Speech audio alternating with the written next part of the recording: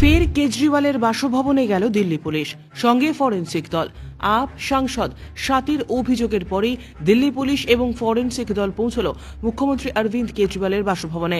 সূত্রের খবর, কেজরিওয়ালের ব্যক্তিগত সচিব বৈভব কুমারের বিরুদ্ধে শারীরিক নির্যাতনের অভিযোগ তুলেছিলেন আম আদমি পার্টির রাজ্যসভার সাংসদ স্বাতী মালিওয়াল। তার দায়ের করা এফআইআর এর ভিত্তিতেই তদন্ত করছে দিল্লি পুলিশ। সেই তদন্তের স্বার্থেই কেজরিওয়ালের বাসভবনে অভিযান চালালো দিল্লি পুলিশ।